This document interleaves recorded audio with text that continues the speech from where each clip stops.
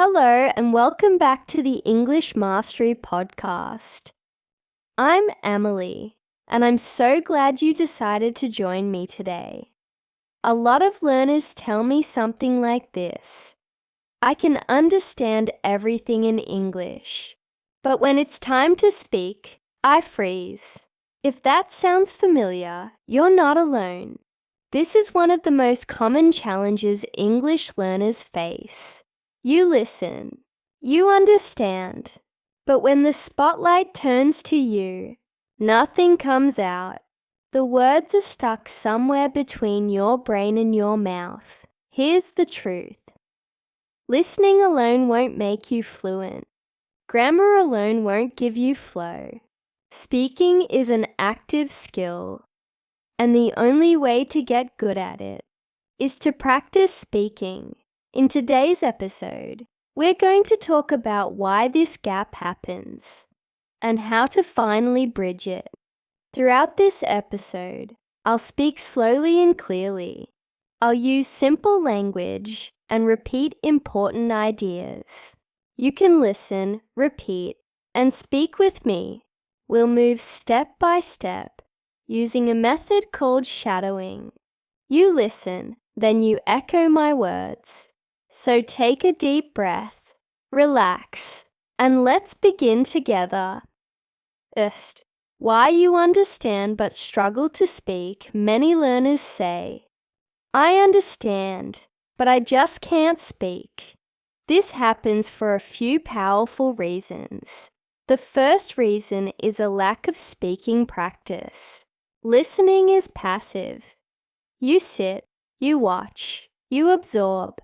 Speaking is active. You open your mouth, you use your voice, you create sound. If you spend all your time listening but never speak, your brain learns, but your mouth stays silent. That's why you may understand a lot, but still can't express yourself smoothly. The second reason is fear of making mistakes. Many learners hold back because they're afraid to sound wrong or be laughed at. What if I use the wrong word? What if people judge me? That fear can feel heavy, but here's the truth. Every mistake is part of the learning process. Even native speakers make them all the time. Fluency isn't about avoiding errors. It's about continuing to speak anyway. The third reason is mental translation. You think in your first language, then try to change it into English. This takes time. By the time you find the words, the conversation has already moved on. You end up feeling stuck or left behind. The fourth reason is brain speed. Your brain hasn't yet developed the reflex to think in English automatically. It's like training a new muscle. At first it feels slow, but with repetition it becomes faster and more natural. Let me give you an example. A student loves watching English movies. She understands everything. She laughs at the jokes. But one day, a friend asks her, "What did you think of the movie?" And she freezes. She knows the answer in her head, but no words come out. That's the gap between passive understanding and active speaking. Remember, understanding is passive. Speaking is action. Second, breaking the silence fear is normal. Almost every learner feels it. You might feel shy, nervous, or worried about being judged. Your heart might beat faster, and your mind might tell you to stay quiet. But fear doesn't disappear on its own. If you wait for the fear to go away before speaking, you'll wait forever. The real secret is to speak even while you feel afraid. Start with small, safe steps. One of the best tools is mirror practice. Stand in front of a mirror. Look at your reflection. Speak to yourself in English. At first it feels strange. You notice your mouth moving. You hear your own voice. But with daily practice, you grow more comfortable. Each day, your confidence builds a little more. Another great method is self-talk. Throughout your day, describe what you're doing in English. I'm walking. I'm making breakfast. I'm opening the window. Simple sentences like these allow you to practice without pressure. You are both the speaker and the listener. You can also record your voice. Take your phone, speak for a minute or two about your day, your dreams, or your plans. Then listen back. Yes, it might feel awkward at first, but this gives you real feedback. You'll hear your progress and know exactly what to work on. Let me share something personal. I once practiced in front of a mirror every night for 3 weeks. The first night, I felt ridiculous. I laughed at myself, but I kept going. I started with basic lines like, "Hello, my name is Amely. I like coffee. Today, I feel good." After 1 week, it felt more natural. After 2 weeks, I spoke longer sentences. After 3 weeks, I genuinely felt proud. That mirror showed me how much I was growing. Mistakes are not enemies. They are signs that you're moving forward. Every word you speak is a small victory. Third, daily solo practice. If you want to become a confident speaker, daily practice is essential.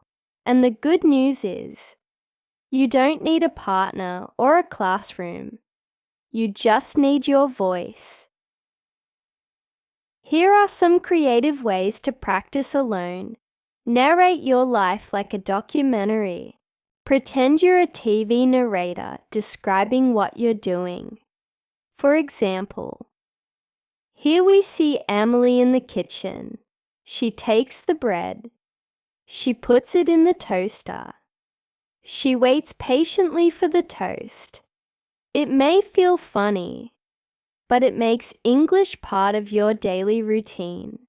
Read aloud, pick a short story, article, or dialogue. Don't read silently. Speak every word out loud. Feel the rhythm. Focus on clear pronunciation. This trains both your eyes and your mouth together. Talk to pets, plants, or objects. Your dog won't correct your grammar. Your cat won't laugh at you, but they'll listen. You can say, "Hello, buddy, you look sleepy today." Or, "Good morning, little plant, time for some water." It sounds silly, but it's incredibly effective for stress-free speaking. Use technology. There are plenty of apps that can listen to your English and give instant feedback.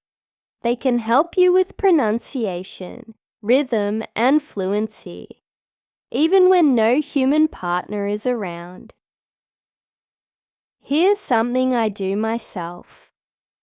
Every morning while making coffee, I narrate my actions in English. I open the jar. I smell the coffee. I pour hot water. I wait for the steam. It may sound simple, but after a month, my speech flowed faster and felt smoother. Your daily life is full of speaking opportunities. You just have to use them. Fourth, learn from the masters. Another powerful method is to learn from expert speakers. These could be actors, newscasters, or your favorite YouTubers. Their voices are clear, confident, and full of rhythm. Perfect models for imitation. Choose a voice that inspires you. It could be from a movie, a podcast, or a TV show. The key is that you enjoy listening to them, because enjoyment fuels consistency. When you listen, don't just hear the words. Pay attention to rhythm, intonation, and style. Notice how their voice rises and falls. Notice their pauses and emphasis. These details bring life to English. Then, record yourself repeating their lines. Play a short sentence from your master. Pause it, repeat it in your voice, then compare. Ask yourself, do I sound close?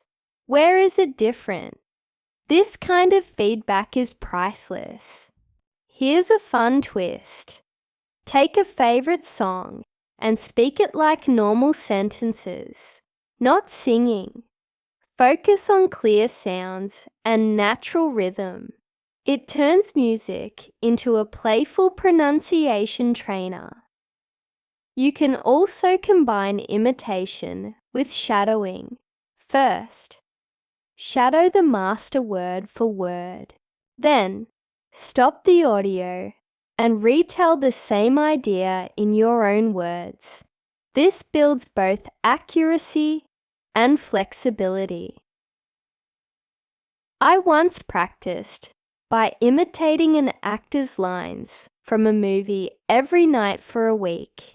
At first, I just copied the sounds. Later, I retold the scene myself. After 7 days, my rhythm and flow improved dramatically. Great voices can shape yours too, if you let them. Amazing work today. You made it to the end of this episode.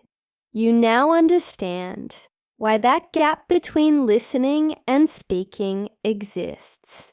You've learned how to face fear, how to build daily speaking habits, and how to learn from the best. This is real progress. Remember, you're not just listening anymore. You're speaking your way into fluency. Every sentence builds confidence. Every practice session makes you stronger. Come back to this episode often. Shadow again. Add more words each time. Your story in English is unfolding. One sentence at a time. This is the English Mastery Podcast. And I'm Amely. Thank you for listening. Thank you for practicing. And thank you for believing in yourself.